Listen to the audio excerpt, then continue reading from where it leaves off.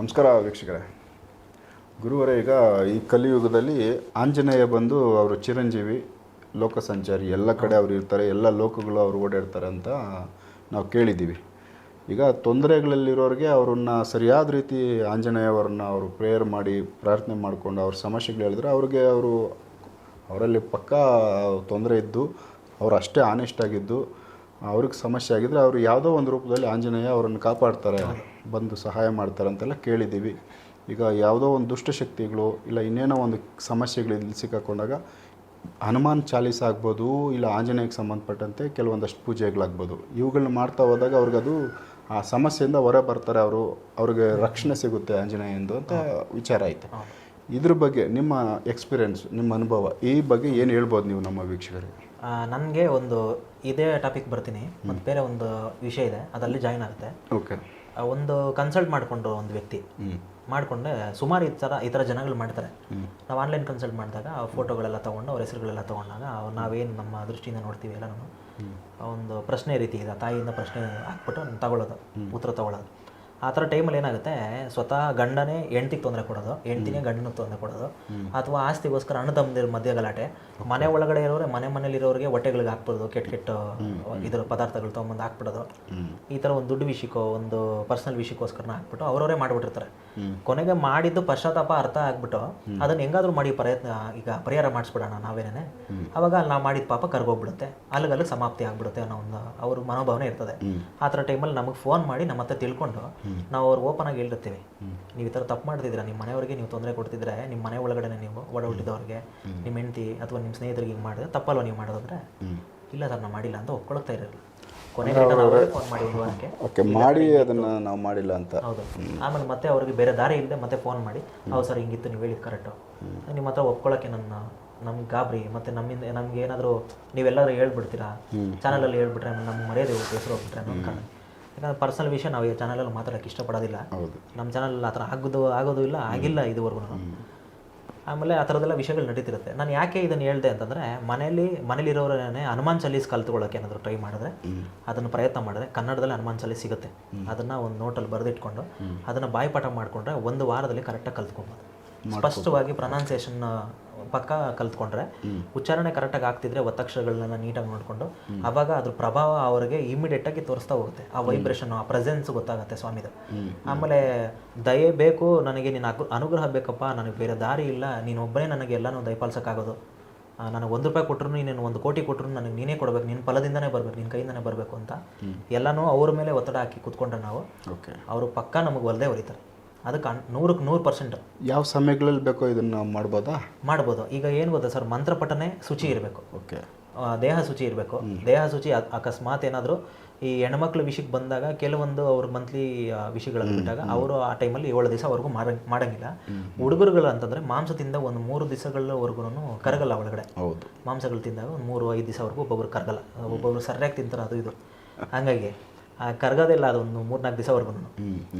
ಆ ಥರ ಇದ್ದಾಗ ಹನುಮಾನ್ ಚಾಲೀಸ್ ಹೇಳಂಗಿಲ್ಲ. ಬಾತ್ರೂಮ್ ಒಂದು ಜಾಗ ಬಿಟ್ಟು ಅಡುಗೆ ಮನೇಲಿ ಫ್ರೀ ಆಗಿದ್ದಾಗ ಅಕಸ್ಮಾತ್ ಏನೋ ಸಣ್ಣ ಪುಟ್ಟ ಜ್ಯೂಸು ಅದು ಇದು ಮಾಡಿಕೊಂಡ್ರೆ, ನೀರು ತೊಗೊಳಕ್ಕೆ ಹೋದಾಗ ಅಥವಾ ಊಟ ಮಾಡೋಕ್ಕಂತ ಬಡಿಸ್ಕೊಳಕ್ಕೆ ಹೋದಾಗ ಅವಾಗೂ ಹೇಳ್ಬೋದು. ರೂಮಲ್ಲಿದ್ದರೆ ರೂಮ್ ಶುಚಿ ಇದ್ದರೆ, ದೇಹ ಶುಚಿ ಇದ್ದರೆ, ಅಂದರೆ ಆತ್ಮ ಶುಚಿ ಇರಬೇಕು ಅಂತ ಕೇಳ್ತಾರೆ ಭಗವಂತ.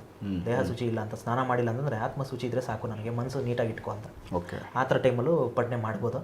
ಬಾತ್ರೂಮ್ ಒಂದು ಜಾಗ ಬಿಟ್ಟು ಇನ್ನೆಲ್ಲ ಕಡೆನೂ ಹನುಮಾನ್ ಚಾಲೀಸ್ ವರ್ಕ್ ಆಗುತ್ತೆ. ಎಲ್ಲಿ ಬೇಕಾದ್ರೂ ಕೂತ್ಕೊಂಡು ಅವ್ರ ಮನಸ್ಸಲ್ಲಿ ಯಾವಾಗಲೂ ಅವ್ರು ಹೇಳ್ತಿದ್ರೆ, ಬೇರೆ ಯಾವುದಕ್ಕೂ ಮೊಬೈಲ್ಗಳು ಟೈಮ್ ಸಿಗುತ್ತೆ, ಗೇಮ್ ಆಡೋದಕ್ಕೆ ಅಥವಾ ಒಂದು ಏನಾದರೂ ಒಂದು ರೀಲ್ಸ್ಗಳು ನೋಡ್ತಾ ಹಿಂಗೆ ಉಜಾಡ್ತಿರ್ತಾರೆ ಸುಮ್ಮನೆ, ಅದೆಲ್ಲ ಟೈಮ್ ವೇಸ್ಟ್ ಮಾಡೋ ಬದಲು ಇದನ್ನಾದರೂ ಮಾಡ್ಬೋದು. ಮತ್ತೆ ಅದೊಂದು ಶಕ್ತಿ ಇವರನ್ನು ಆವರಿಸುತ್ತೆ ಅಂತ ಹೇಳಕ್ಕೆ ಇಷ್ಟಪಡ್ತೀನಿ.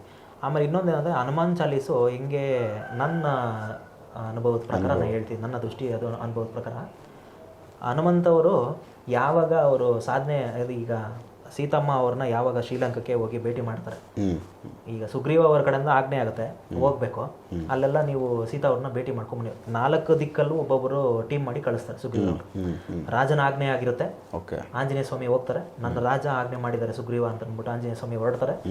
ಅವರು ಹೋದಾಗ ಶ್ರೀಲಂಕಾದ ದಿಕ್ಕಕ್ಕೆ ಹೋದಾಗ ಇವ್ರ ಜೊತೆಗೆ ಹೋಗಿದ್ದು ಎಲ್ಲ ಟೀಮ್ಗಳೆಲ್ಲ ಇರ್ತಾರೆ, ಅವರೆಲ್ಲ ದಡದಲ್ಲೇ ಇರ್ತಾರೆ, ಇಂಡಿಯಾದ ದಡದಲ್ಲೇ ಇರ್ತಾರೆ, ಭಾರತದ ದಡದಲ್ಲಿ.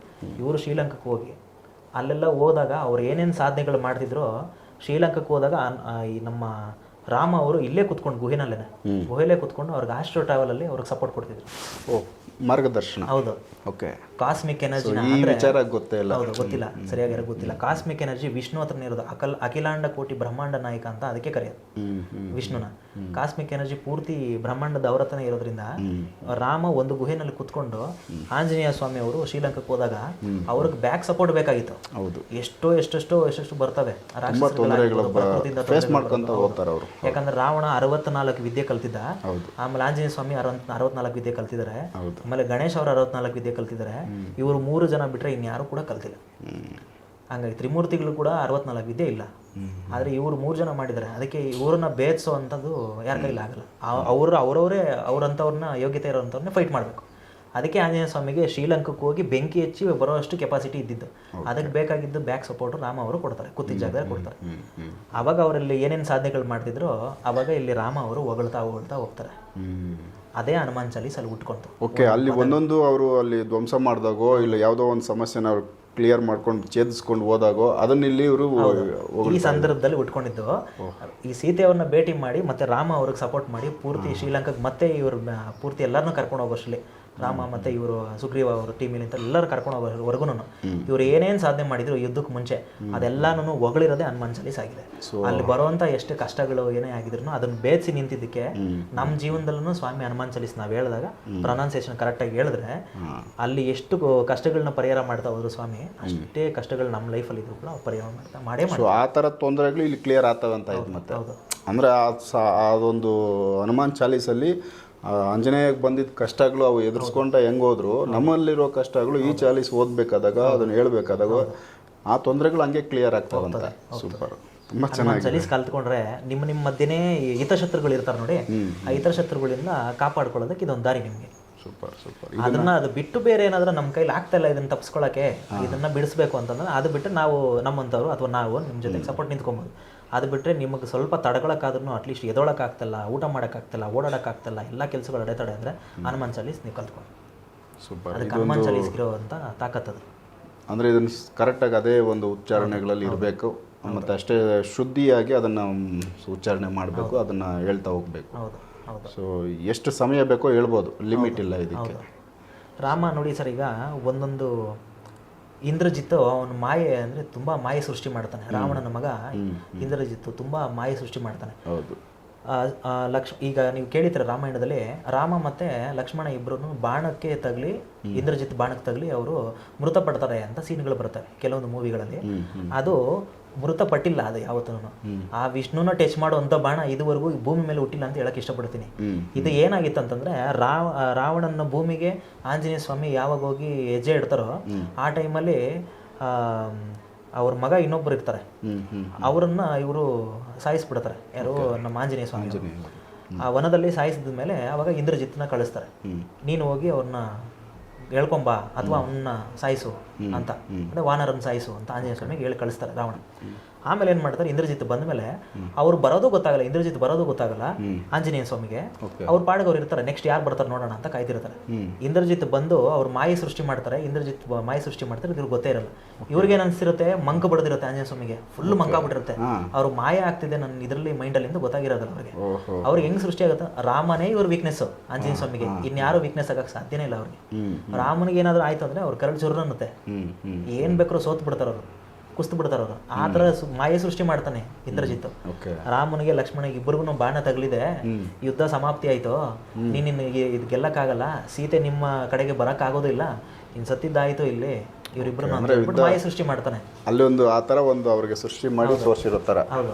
ಆಮೇಲೆ ರಾಮ ಇಲ್ಲಿ ಆಂಜನೇಯ ಸ್ವಾಮಿ ಏನ್ ಮಾಡ್ತಾರೆ, ಇಲ್ಲಿ ಯಾಕೋ ಇಲ್ಲಿ ತುಂಬಾ ಅನುಮಾನಾಸ್ಪದವಾಗಿದಿಲ್ಲ, ರಾಮ ನನಗಿನ್ನ ಅತಿ ಶಕ್ತಿಶಾಲಿ, ಅವ್ರ ಮಂತ್ರ ಅವರು ಬರೀ ಅವ್ರ ಹೆಸರು ಹೇಳಿದ್ರೆ ನನಗೆ ಶಕ್ತಿ ಸಿಗುತ್ತೆ ಅಂತದ್ರಲ್ಲಿ ರಾಮನಿಗೆ ಬಾಣ ತಗೊಳ್ಳೋದಕ್ಕೆ ಏನು ಕಾರಣ ಅಂತ ಅಂದ್ಬಿಟ್ಟು ಆಂಜನೇಯ ಸ್ವಾಮಿ ಸ್ವಲ್ಪ ಎಚ್ಚೆತ್ಕೊಂಡು ಜೈ ಶ್ರೀರಾಮ್ ಅಂತ ಒಂದು ಮಾತು ಹೇಳಿದ ತಕ್ಷಣ ಅವನು ಏನು ಇಂದ್ರಜಿತ್ ಏನು ಮಾಡಿರ್ತಾನೆ, ಮಾಯಾಜಲ ಸೃಷ್ಟಿ ಮಾಡಿರ್ತಾನೆ, ಪಟ್ಟ ನಂಗೆ ರಿಲೀಸ್ ಆಗ್ಬಿಡುತ್ತೆ. ಅವಾಗ ಗೊತ್ತಾಗುತ್ತೆ ಇದು ಮಾಯೆ, ನೀನು ಸೃಷ್ಟಿ ಮಾಡ್ದ ಅಂತ ಕೇಳ್ತಾರೆ. ಓಕೆ, ಇದೆಲ್ಲ ನನ್ನ ದೃಷ್ಟಿಗೆ ಬಂದಿರೋದು, ಇವೆಲ್ಲ ನೀನು ಸೃಷ್ಟಿ ಮಾಡ್ದ ಅಂತ. ಆವಾಗ ನನಗೆ ಅರ್ಥ ಆಗಿದ್ದು, ರಾಮಾಯಣದಲ್ಲಿ ಇವನು ಮಾಯೆ ಸೃಷ್ಟಿ ಮಾಡಿರೋದ್ರಿಂದ ಈ ಒಳಗಡೆ ಒಳ ಅರ್ಥಗಳು ಸಿಚುವೇಶನ್ ಬಂದಿರೋದು ಅಂತ. ರಾಮನಿಗೆ ಮತ್ತು ಲಕ್ಷ್ಮಣನಿಗೆ ಬಾಣ ತಗಲಿದ ಕಾರಣ ಹಿಂಗೆ ಮಾಯ ಸೃಷ್ಟಿ ಮಾಡಿದ್ದಕ್ಕೆ ಅಂತ. ಸೊ ಅದೊಂದು ಸೀನರಿ ಬಂದು ಹೋಗಿದೆ ಅಂತ. ಹೌದು, ಎಂಥ ಮಾಯೆ ಆದರೂ ಸರ್ ಅವರು ಭೇದಿಸುವಂಥ ಶಕ್ತಿ ಆಂಜನೇಯ ಸ್ವಾಮಿಗಿದೆ. ಓಕೆ ಓಕೆ, ಅಂದರೆ ಅಂಥವ್ರಿಗೂ ಕೂಡ ಒಂದು ಕ್ಷಣಗಳ ಕಾಲ ಅದನ್ನು ಮಂಕ ಬಡ್ದಂಗೆ ಮಾಡಿತ್ತು. ನಮ್ಗೆ ಆಂಜನೇಯ ಸ್ವಾಮಿ ಒಲಿಬೇಕು ಅಂತಂದ್ರೆ ನಮಗೆ ಗುರುಗಳ ಆಜ್ಞೆ ಆಗಬೇಕು, ಗುರುಗಳ ಅನುಗ್ರಹ ಸಿಗಬೇಕು. ರಾಯರ ಹತ್ರ ಎಷ್ಟೋ ತುಂಬ ಅದ್ಭುತವಾಗಿ ಆಂಜನೇಯ ಸ್ವಾಮಿ ಅವರು ಮೂಲಶಕ್ತಿ ಇದೆ ಗುರುಗಳ ಹತ್ರ. ಯಾವಾಗ ಬೇಕಾದ್ರೂ ಮಾತಾಡ್ತಾರೆ, ಯಾವಾಗ ಬೇಕಾದ್ರೂ ಅವ್ರ ಜೊತೆಗೆ ಕಾಂಟ್ಯಾಕ್ಟ್ ಇಟ್ಕೊಂಡು ಏನು ಬೇಕಾದ್ರೂ ಕೆಲಸ ಆಗುತ್ತೆ ರಾಯರ ಮುಖಾಂತರ ಆಂಜನೇಯ ಸ್ವಾಮಿಯಿಂದ. ಆಂಜನೇಯ ಸ್ವಾಮಿ ವೀಕ್ನೆಸ್ ರಾಮ ಆಗಿರೋದ್ರಿಂದ ನಾವು ರಾಮ ನಾಮನ ಪಠನೆ ಮಾಡ್ತಿದ್ರೆ ಅದು ಎಷ್ಟೋ ಲಕ್ಷಗಳು ಮಾಡ್ತಾರೆ, ಕುತ್ಕೊಂಡು ಸಾಧನೆ ಮಾಡ್ತಾರೆ ರಾಮಂದು. ಹೌದು, ಆ ಮಂತ್ರ ಜಪ ಮಾಡ್ಕೊಂಡ್ಬಿಟ್ರೆ ನಾವು ತಾರಕ ಮಂತ್ರ, ಆವಾಗ ಆಂಜನೇಯ ಸ್ವಾಮಿ ತುಂಬ ಸುಲಭವಾಗಿ ಒಲಿತಾರೆ. ಆಮೇಲೆ ತುಂಬ ಪ್ರಿಯವಾಗಿರೋವಂಥದ್ದು 2 ನೈವೇದ್ಯ ಇರುತ್ತೆ ಆಂಜನೇಯ ಸ್ವಾಮಿಗೆ. ಅದು ಗುಪ್ತವಾಗಿ ನಮ್ಮ ಗುರು ನಮ್ಗೆ ಹೇಳಿದ್ರೆ ನಾವು ಹೊರಗಡೆ ಹೇಳ್ಕೊಳಂಗಿಲ್ಲ. ಆ 2 ನೈವೇದ್ಯ ಕೊಟ್ಬಿಟ್ರೆ ಆಂಜನೇಯ ಸ್ವಾಮಿ ಎಲ್ಲೇ ಇದ್ರು ರಾಮಂದು ಲಕ್ಷ ಜಪ ಮಾಡಿ ಸಾಧನೆ ಮಾಡಿದ್ಮೇಲೆ ಆಂಜನೇಯ ಸ್ವಾಮಿಗೆ ಏನು ನೈವೇದ್ಯ ಕೊಡಬೇಕು ಅದನ್ನು ಕೊಟ್ಬಿಟ್ರೆ ಅವರು ಪ್ರಿಯವಾಗಿದ್ದನ್ನ ಟಕ್ಕನ ಓಡ್ಬಿಡ್ತಾರೆ. ಕೃಪಾ ಕಟಾಕ್ಷ ಆ ವ್ಯಕ್ತಿಗಳ ಮೇಲೆ ಇರುತ್ತೆ 100%.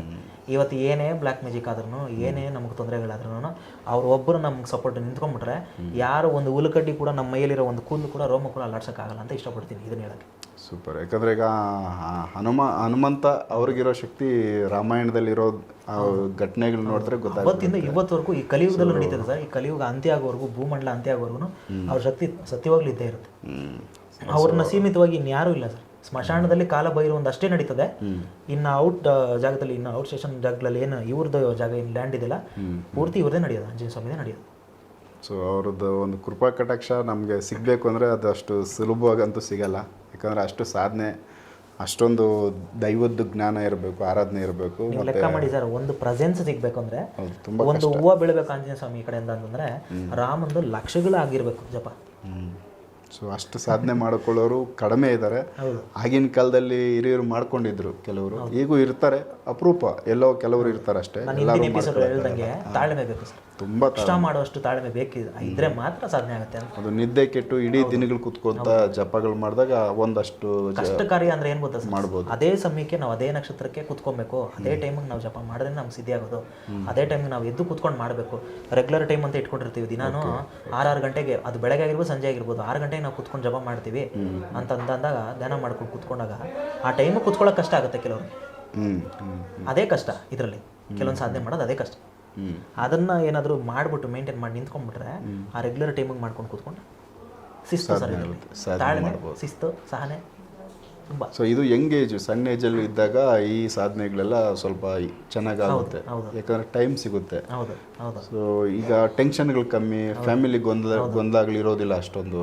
ಸೊ ಆ ಏಜಲ್ಲಿ ಸಾಧನೆಗಳು ಅವೆಲ್ಲ ತಲೆಗೆ ಹೋಗಲ್ಲ. ಬಟ್ ಯಾರಾದರೂ ಕಷ್ಟಪಟ್ಟ ಆ ಟೈಮ್ಗಳಲ್ಲಿ ಮಾಡಿಕೊಂಡ್ರು ಅಂದಾಗ ಅವ್ರಿಗೆ 100% ಒಲಿಯುತ್ತೆ ಆಂಜನೇಯ. ಯಾಕಂದರೆ ಸರ್ ಭಾರತ ಭೂಮಿ ತುಂಬ ಹದಗೆಡ್ತಿದೆ. ಬೇರೆ ಬೇರೆ ಕಂಟ್ರಿಗಳಲ್ಲಿ ಭಯೋತ್ಪಾದನೆ ಜಾಸ್ತಿ ಆಗಿರೋದ್ರಿಂದ ನಮ್ಮ ರಾಮ ಅಖಂಡ ಭಾರತ ಸೃಷ್ಟಿ ಮಾಡಿದ್ರು, ಭೂಮಂಡಲನೇ ಅವ್ರದ್ದು. ಹೌದು, ಹಂಗಾಗಿರೋದ್ರಿಂದ ಇಲ್ಲಿ ತುಂಬ ಅಧ್ವಾನ ಆಗ್ತದೆ. ಜನಗಳು ಎಚ್ಚೆತ್ಕೊಬೇಕು. ಭಾರತ ಭೂಮಿಲಿರೋರು ಎಲ್ಲರೂ, ಈ ಭಾರತ ಖಂಡದಲ್ಲಿರೋದು ಎಲ್ಲ ಜನಗಳು ಕೂಡ ಇದನ್ನು ಕಲ್ತ್ಕೊಳ್ಳೇಬೇಕು. ಈಗ ನಮ್ಮ ಎಪಿಸೋಡು, ನಮ್ಮ ಚಾನಲ್ಲು ಒಂದು ಇಡೀ ಕರ್ನಾಟಕ ಬಿಟ್ಟು ಹೊರಗಡೆನೂ ಹೋಗಿದೆ. ಆಲ್ಮೋಸ್ಟ್ ಎಲ್ಲ ನೋಡೋರು ಕೂಡ ಇದನ್ನು ಎಚ್ಚೆತ್ಕೊಳ್ಳಿ ಬೇಗ. ನಮ್ಮ ಸನಾತನ ಧರ್ಮ ಅಂದರೆ ಏನು, ಮತ್ತು ನಿಮ್ಮ ಮಕ್ಳಿಗೂ ಕಲಿಸಿ, ನೀವು ಕಲ್ತ್ಕೊಳ್ಳಿ. ನಮ್ಮ ಧರ್ಮ ಬಿಟ್ಟು ನಾವು ಯಾವತ್ತೂ ಅಲ್ಲಿ ಇಲ್ಲಿ ಕದಲಬಾರ್ದು ಅನ್ನೋದನ್ನು ಯಾವಾಗಲೂ ನೆನ್ಪಿಟ್ಕೊಳ್ಳಿ. ಯಾಕಂದರೆ ನಾನು ಮೋಸ ಆಗಿದ್ದೀನಿ, ಅದಕ್ಕೆ ನೀವು ಮೋಸ ಆಗಬೇಡಿ ಅಂತ ಹೇಳ್ತೀನಿ. ನಮ್ಮ ಧರ್ಮ ಬಿಟ್ಟು, ನಮ್ಮ ದೇವರುಗಳು ಬಿಟ್ಟು, ನಮ್ಮ ತಂದೆ ತಾಯಿನ ಬಿಟ್ಟು ಎಲ್ಲೂ ಹೋಗ್ಬೇಡಿ. ನೀವು ಅವ್ರನ್ನ ತುಂಬ ಪ್ರೀತಿ ಮಾಡಿ, ಅವ್ರನ್ನ ಯಾವತ್ತೂ ಬಿಟ್ಕೊಡ್ಬೇಡಿ. ಈ ವಿಷಯಕ್ಕೆ ಬಂದರೆ ಯಾರನ್ನೋ ಕೆಣಕಿದ್ರು, ಯಾರನ್ನ ಬೇಕಾದ್ರೂ ಕೆಣಕ್ಬೋದು, ಯಾರನ್ನ ಬೇಕಾದ್ರೂ ಕೆಣಕ್ಕೆ ನಿಂತ್ಕೋಬೋದು ನಾವು ಅಂತ ಹೇಳಕ್ಕೆ ಇಷ್ಟಪಡ್ತೀನಿ. ನಮ್ಮ ಸನಾತನ ಧರ್ಮನ ಮಾತ್ರ ಯಾವತ್ತೂ ಬಿಟ್ಕೊಡ್ಬೇಡಿ ಯಾರಿಗೂ ಅಂತ ಹೇಳಕ್ಕೆ ಇಷ್ಟಪಡ್ತೀನಿ. ಸೊ ವೀಕ್ಷಕರೇ, ಇದೊಂದು, ಯಾಕಂದರೆ ಈಗ ಸಾಕಷ್ಟು ಧರ್ಮಗಳಿದ್ದಾವೆ ಭೂಮಿಯಲ್ಲಿ. ಆ ಎಲ್ಲ ಧರ್ಮಗಳಿಗೂ ನಾವು ಕಂಪೇರ್ ಮಾಡಿಕೊಂಡಾಗ ಒಂದು ಭಾರತದಲ್ಲಿರೋ ಒಂದು ಸಂಸ್ಕಾರ, ಸಂಸ್ಕೃತಿ, ಯಾವ್ಯಾವ ಧರ್ಮಗಳು ಬಂದು ಇಲ್ಲಿ ಉಳ್ಕೊಂಡಿದ್ದಾವೆ, ಅವರಿಗೆಲ್ಲ ಒಂದು ಆಸರೆ ಇಲ್ಲಿ ಸಿಕ್ಕಿದೆ. ಬಟ್ ಇಲ್ಲಿ ಮೂಲ ಧರ್ಮ ಒಂದಿತ್ತು, ಅದನ್ನು ಕಳ್ಕೊಳೋದು ಬೇಡ, ಅದನ್ನು ಉಳಿಸ್ಕೊಂಡೇ ಹೋಗಬೇಕು ಅನ್ನೋ ವಿಚಾರ. ಸೊ ಅದು ಯಾರಿಂದ ಉಳಿಯುತ್ತೆ ಅಂದರೆ, ಸೊ ಎಲ್ಲರೂ ಅದನ್ನು ಅಳವಡಿಸ್ಕೊಂಡಾಗ, ಆ ಧರ್ಮನ ಫಾಲೋ ಮಾಡಿದಾಗ, ಸೊ ಅದು ಎತ್ತರಕ್ಕೆ ಬೆಳೀತದೆ. ಇನ್ನಷ್ಟು ಎಷ್ಟೋ, ಈಗ ನಮ್ಮ ಭಾರತದಲ್ಲಿ ಎಷ್ಟೋ ಜನ ಸೊ ಇಲ್ಲಿ ಎಲ್ಲ ಥರ ಅನುಕೂಲಗಳು ಪಡ್ಕೊತ ವಾಸ ಮಾಡ್ತಾವ್ರೆ. ಅಂದರೆ ಇಡೀ ವಿಶ್ವಕ್ಕೆ ಅದು ವಿಸ್ತಾರ ಆಯಿತು ಅಂದಾಗ ಇಡೀ ವಿಶ್ವನೂ ಕೂಡ ಅಲ್ಲಿ ಒಂದು ಒಳ್ಳೆ ಒಂದು ಸಂಸ್ಕಾರ ಅಲ್ಲಿ ಇರುತ್ತೆ, ಒಂದು ಒಳ್ಳೆ ವಾತಾವರಣ ಸೃಷ್ಟಿ ಆಗುತ್ತೆ ಅನ್ನೋ ವಿಚಾರ.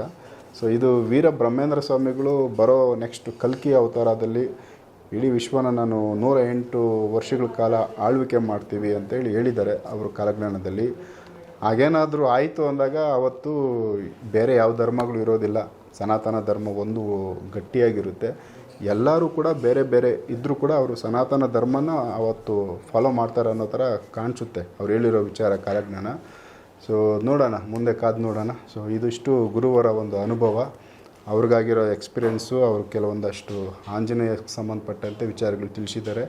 ಸೊ ಇಂಟ್ರೆಸ್ಟ್ ಇರೋರು ಇವುಗಳನ್ನ ಫಾಲೋ ಮಾಡ್ಬೋದು. ಇದಕ್ಕೆ ಯಾವುದೂ ಒಂದು ನಿಬಂಧನೆಗಳು ಇಟ್ಕೊಂಡಿಲ್ಲ, ನಿಮಗೆ ನೀವೇನೇ ಹಾಕ್ಕೊಳ್ಳೋ ಒಂದು ನಿಬಂಧನೆಗಳಷ್ಟೇ ಇವೆಲ್ಲ. ಸೊ ನೆಕ್ಸ್ಟ್ ಬೇರೆ ವಿಚಾರಗಳನ್ನ ನಾನು ಗುರುವ್ರ ಜೊತೆ ಮಾತಾಡ್ತಾ ಹೋಗ್ತೀನಿ. ನಮಸ್ಕಾರ ವೀಕ್ಷಕರೇ.